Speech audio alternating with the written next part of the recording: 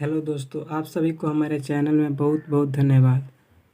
दोस्तों, अगर आप लोग भी 10th क्लास 2022 के परीक्षा के लिए तैयारी करते हैं तो यह वीडियो आप लोग के लिए बहुत बहुत इम्पोर्टेंट है। यह वीडियो देख लेने के बाद आप लोगों का हिंदी व्याकरण का डर सफा खत्म हो जाएगा। चलिए बिना टाइम वेस्ट किए हुए चलिए अपने क्वेश्चन पे।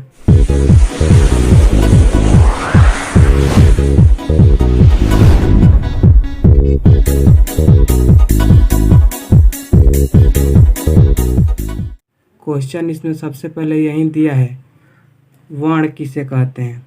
वर्ण हम उस मूलध्वनि को कहते हैं जिसका पुनः खंड या टुकड़ा नहीं किया जा सके, उसे हम वर्ण कहते हैं। अब उसके बाद से आता है वर्ण के कितने प्रकार होते हैं। वर्ण दो प्रकार के होते हैं। पहला क्या है, व्यंजन वर्ण। उसके बाद है स्वर वर्ण। अब यहाँ पे यही क्वेश्चन उठता है कि व्यंजन वर्ण किसे कहते हैं और स्वर वर्ण किसे कहते हैं।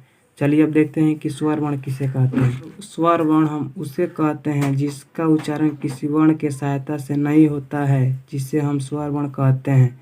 जैसे अ, आ, ई, उ, री। देखिए इतना उच्चारण आप लोग करके देखिए, इसका उच्चारण करते वक्त किसी वर्ण की सहायता नहीं लेना पड़ रहा है। अ का उच्चारण कर रहे हैं तो इसमें क आ रहा है, नहीं आ रहा है ना, तो यही कारण है इसको हम स्वर वर्ण कहते हैं। अब इसके जस्ट आगे आता है व्यंजन वर्ण। व्यंजन वर्ण किसे कहते हैं, यही ना क्वेश्चन है।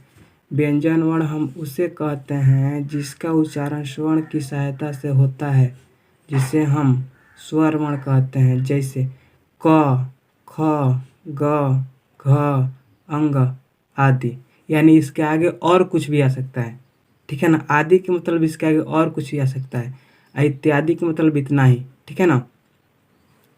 तो इसका उच्चारण क, जब आप क बोल रहे हैं तो देखिए उसमें अ आ रहा है ना। यही कारण है कि उसको हम व्यंजन वर्ण कहते हैं, ठीक है। अब उसके बाद से आता है कि वर्णों के कितने भागों में वर्गीकरण किया गया है। वर्णों को 5 भागों में वर्गीकरण किया गया है। पहला है क्वर्ग, उसके बाद है च्वर्ग, उसके बाद है त्वर्ग, उसके बाद है त्वर्ग, उसके बाद से पवर्ग। अगर यहाँ पे कुछ पूछने वाला कोई होगा तो पूछेगा आप लोग से कि बताओ क्वर्ग में वर्ण कहाँ से कहाँ तक आता है, तो आप लोग को बताना है क्वर्ग में वर्ण क से लेकर अंग तक आता है। और फिर च्वर्ग में वर्ण कहाँ से कहाँ तक आता है। च्वर्ग में वर्ण च से लेकर य तक आता है। ये इसी तरह इसको भी याद कर लेना है, ठीक है ना। आशा करते हैं कि आप लोग के यहाँ तक क्वेश्चन समझ में आया होगा, ठीक है। अब इसके जस्ट आगे पढ़ना है संधि। संधि किसे कहते हैं। संधि हम उसे कहते हैं जिसमें दो शब्दों को मिलने से एक नया शब्द का निर्माण होता है, जिसे हम संधि कहते हैं। जैसे हिम धन आलय बराबर क्या होगा, हिमालय। विद्या धन आरती क्या होगा, विद्यार्थी। जगत धन नाथ क्या होगा, जगन्नाथ। देखिए इसमें एक शब्द ये हो गया हिम, इस प्लस का चिन्ह है ना, तो हिंदी व्याकरण में इसको हम प्लस नहीं कहते, इसको हम धन कहते हैं। और दूसरा का शब्द क्या है, आलय। जब हिम और आलय को हम एक में जोड़े हैं यानी ऐड किए हैं तो हमको क्या मिला है, बराबर हिमालय। इसी तरह है विद्या धन आरती बराबर क्या होगा, विद्यार्थी। आशा करते हैं कि ये भी क्वेश्चन आप लोगों को अच्छा से अच्छा समझ में आ गया होगा। अब इसके जस्ट आगे क्वेश्चन आता है संधि कितने प्रकार के होते हैं। तो संधि कितने प्रकार के होते हैं, संधि बताना है 3 प्रकार के होते हैं। कौन कौन, पहला है स्वर संधि, दूसरा का है व्यंजन संधि, तीसरा का है विसर्ग संधि। अब यहाँ पे क्वेश्चन उठता है यही कि स्वर संधि किसे कहते हैं, व्यंजन संधि किसे कहते हैं और विसर्ग संधि किसे कहते हैं। देखिए दोस्तों यहाँ पर संधि लिखने के लिए थोड़ा छूट गया है, ठीक है। यही ना था स्वर संधि। स्वर संधि किसे कहते हैं, स्वर संधि वह संधि है जिसमें दो वर्णों के मिलने से जो विकार उत्पन्न होता है, जिसे हम स्वर संधि कहते हैं। देखिए कोई भी परिभाषा होगा अपने मन से बनाया कीजिए। अपने मन से बनाएंगे लोग तो आप लोग को बहुत कॉन्फिडेंस होगा। आप अपने आप पर नहीं बनाइए और किसी पर नहीं, अपने से खुद पे पढ़ने की कोशिश कीजिए, ठीक है। जैसे में क्या है, देव धन आत्मा बराबर क्या होगा, देवात्मा। उसी प्रकार ये भी है, महाधन ऋषि बराबर क्या होगा, महाऋषि।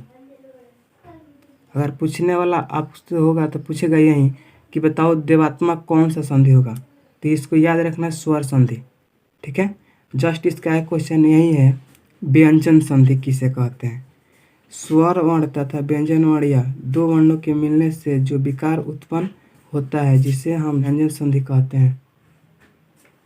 जैसे दिक धन अंबर बराबर क्या होगा, दिगंबर हो गया। आशा करते हैं ये भी क्वेश्चन आप लोग को भी समझ में आया होगा। अब जस्ट इसका एक क्वेश्चन है, विसर्ग संधि किसे कहते हैं। विसर्ग या स्वर तथा व्यंजन के मेल से जो विकार उत्पन्न होता है जिसे हम विसर्ग संधि कहते हैं। जैसे मनोह धन रथ बराबर क्या होगा, मनोरथ। उसी प्रकार ये भी है, सरह धन वर बराबर क्या होगा, सरोवर। अगर आपसे कोई पूछना होगा तो यही पूछेगा कि सरोवर कौन सा संधि है बताओ, तो आपको बताना है कौन संधि, विसर्ग संधि। आशा करते हैं इतना क्वेश्चन आप लोग को एकदम समझ में आया होगा। कि हमारा वीडियो आप लोग को अच्छा लगा होगा तो हमारे चैनल को सब्सक्राइब एवं लाइक कर दीजिए और बेल आइकन को प्रेस कर दीजिए, ताकि इससे रिलेटिव जब भी हम कोई वीडियो डालेंगे तो उसका नोटिफिकेशन आप लोग के पास जाएगा। तब तक के लिए बाय बाय दोस्तों।